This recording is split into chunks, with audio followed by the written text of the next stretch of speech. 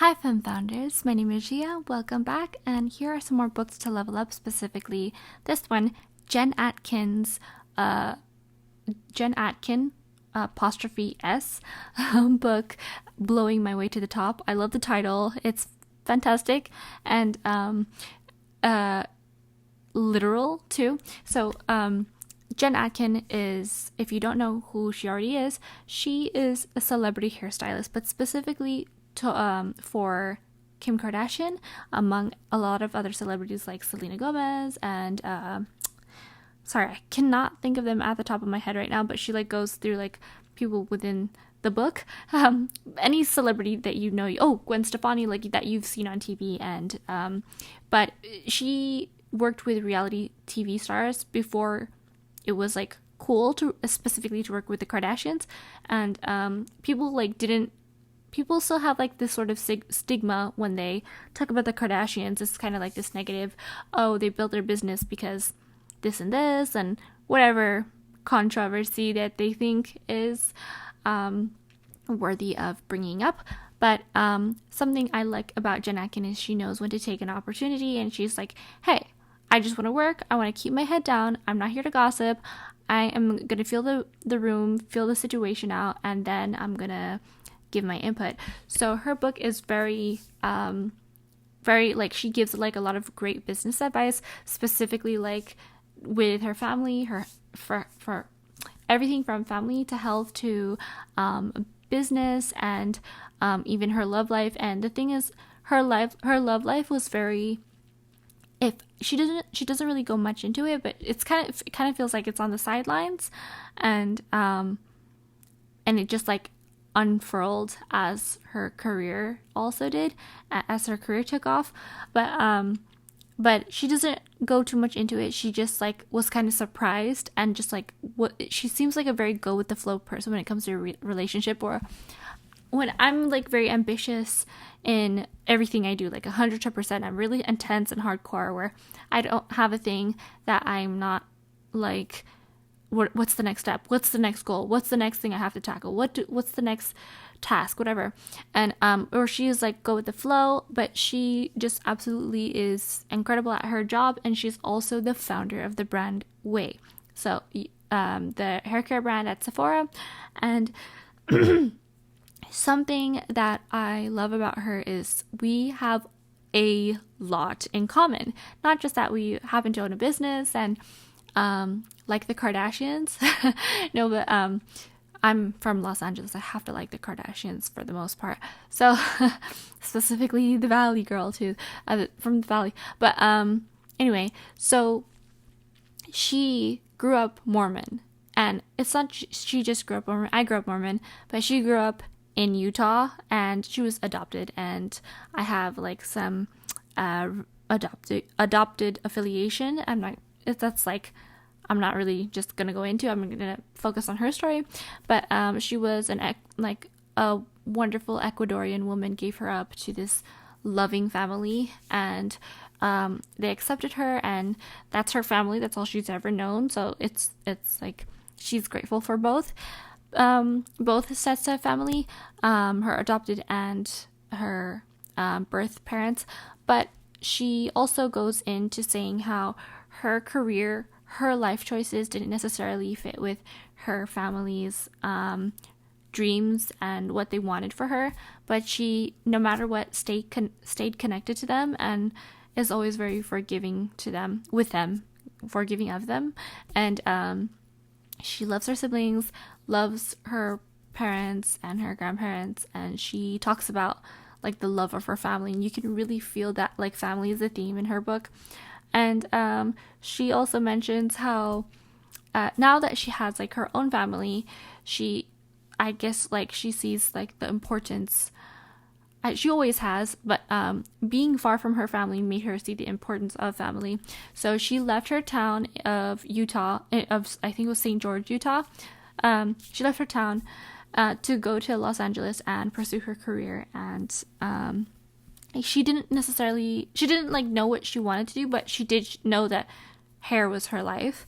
And so she didn't know what she wanted to do with it. And eventually she created her empire of being this star-studded whatchamacallit, hairstylist, hair designer.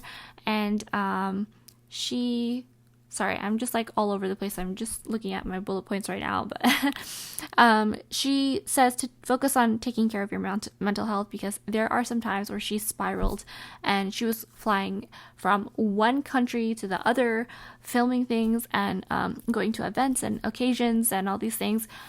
And then one day she was just like at home and collapsed, and her husband was like, oh my gosh, are you okay? It turned out she had like an anxiety attack, and she didn't take care of herself physically or mentally. She sounded like she was dehydrated from like a flight. And it's really important it's just really easy to overlook when you're just constantly busy, on to the next thing, on to the like, if you're ambitious and productive and you're constantly on to the newest, latest, okay, what's the next thing we have to do, and getting ready for the next thing. It's really hard to take a break when you're that jet setting and on the go, which I can totally relate. But it will take you a long way to take care of yourself physically and mentally. So just take care of yourself. That's really important, especially as a Femme founder. I know you guys are trying to do the most, but it's important to like go to bed and try not to have like too many midnight snacks, and to get up early on time, and don't brush off the signs that you're tired and need a break. Where she also goes into a lot of really great business bits of wisdom and advice that I love. And she talks about how her dad was so good with money and taught her siblings and her to be careful, and like on Christmas they wouldn't necessarily I'm saying necessarily like 100 times today, but they wouldn't get gifts. They would just get like cash in an envelope. And their dad said, you know what, you're gonna get whatchamacallit, the sales are gonna go on after Christmas, so here's an envelope of cash, and everything's gonna be like 80% off anyway, so here. And he was always giving her and her family really good money advice, which she ended up getting a bunch of credit card debt essentially, and everything that she had to talk with a creditor about to get herself out of it, she was like, I learned this for free from my dad, and now I'm having to pay someone else to help me do the completely same thing, and when I should have just listened the first time. And a lot of people go through that. Like I haven't been through that yet, but I know a lot of people who are close to me who had like the free opportunity but then like totally took it for granted. So it's important to be professional, be kind, keep your head low, and then do your job and then some. So like do the understate and overpromise kind of thing. And some people get carried away because they're so passionate about their work, and they feel so much for their clients that they're like, I'm going to give you this, I'm going to give you that, I'm going to do this. And then like they overdo it with the giving them things. Anyway, but networking and friendship can go hand in hand, not to mention a long way. So I think it's really important that you are friends with people. Like, okay, it depends who your friends are and how good they are at business, but some people say don't go into business with friends because you're gonna lose those friends, is basically, and it like things can become difficult. But and like you're trying not to step on any toes, but that just means you're not that good friends with those people. Where I've heard the opposite also, where someone told me, go to business with your friends, because they will be honest with you. They will tell you what's up, what's wrong, what they don't agree with, and you guys are truly watching out for each other's back. It's not fake. So you have to be like really good friends. So I've heard many things, but networking and friendship can go hand in hand, is something that she says. And don't turn down opportunities that you think may be too small. I am like this too, where yes, it's like everybody wants to do the biggest thing right off the bat, especially when they're starting out, where I think that you have to pay your dues.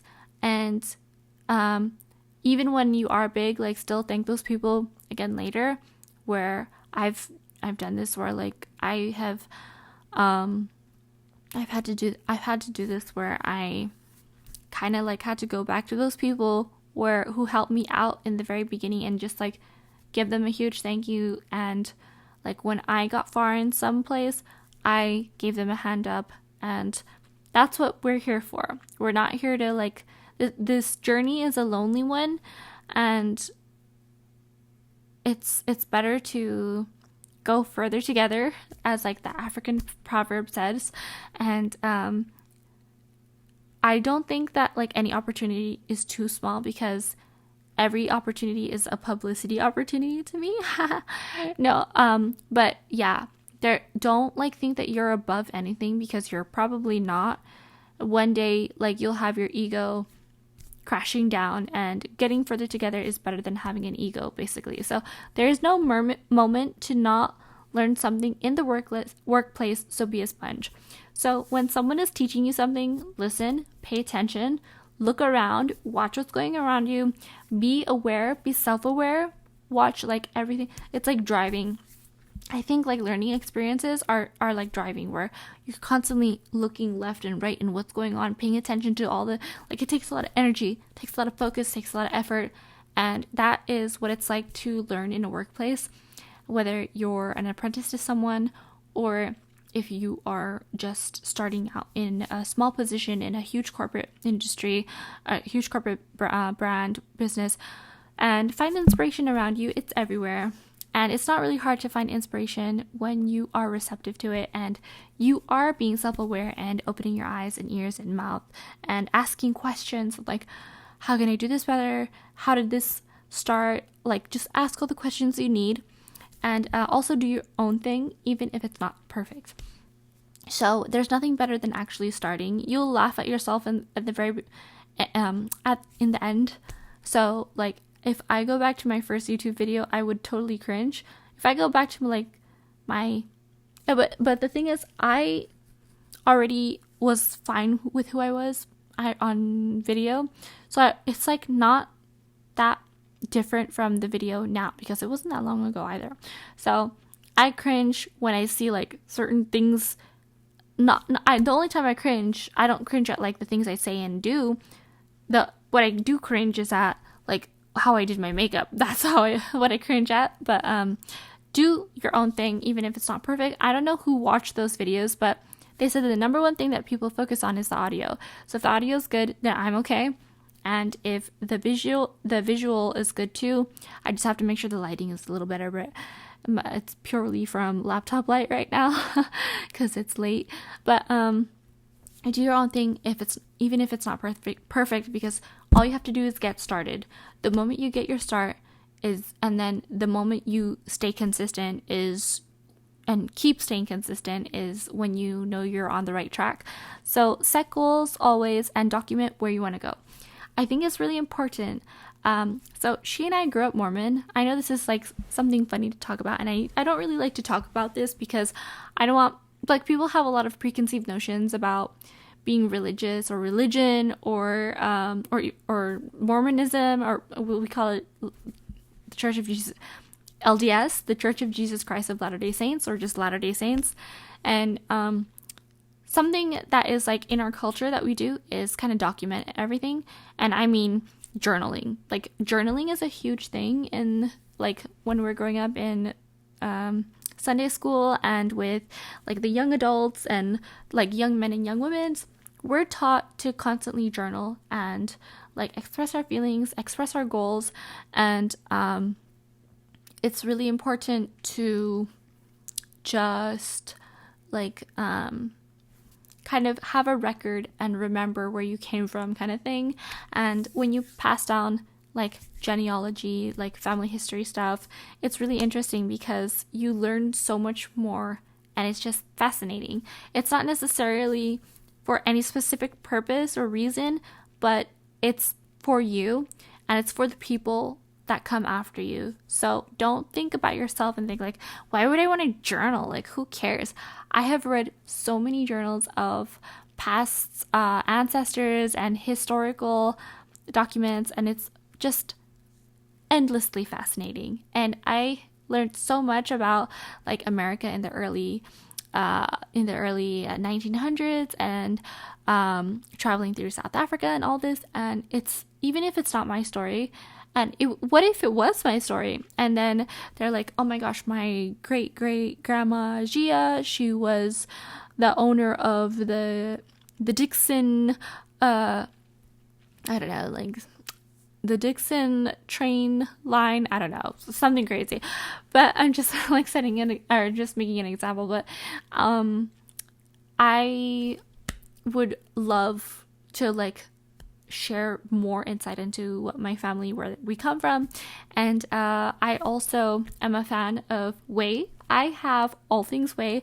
I recently got her body cream and it smells like heaven. It smells like a very like professional perfume. I don't know, like it smells like the girl who goes into the city and gets a job, or who, no, smells like the girl who goes into like a big city, big metropolitan city like Los Angeles or New York or Paris or I don't know, like Berlin or London, and who meets this girl who has like all of her world together, who has everything together, who's like wearing like an off-white outfit with a cute like long beige coat, and is like wearing neutrals, and her hair is like perfectly, like there's no flyaways. And that's what the body cream scent smells like. Like she smells like the girl who walks into the city, who meets the girl who she wants to be, kind of thing. That the girl who she wants to be is what the way what the way body cream smells like. So I also have like the Ondulate spray, like the wave spray, the hairspray.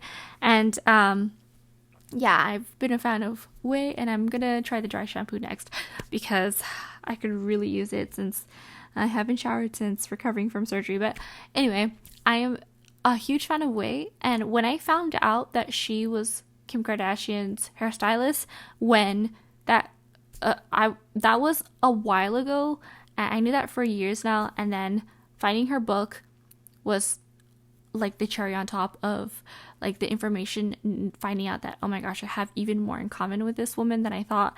And I don't know, it's just like, but that's all we had in common, so totally get the book if you're a fan of getting like the inside juice on all the celebrities, and that are like that she is allowed to talk about and that she is open about. But she is a really hard worker. She's a diligent woman, and she loves to have fun, and she talks about like some really important stories that women need to know, important life lessons about finances and growing up and moving to another city, that every woman I think needs to know to get out of their comfort zone and develop and have some like self-growth and awareness. So get this book, it's linked below, and follow me at Gia G. Dixon, and subscribe now for more weekly reads and for Femme founders to level up. And I will also let you know that it's totally free. So propel this into the YouTube and Google algorithm by commenting below, liking this video, and I hope to see you soon because there are so many more books coming out. I'll see you soon.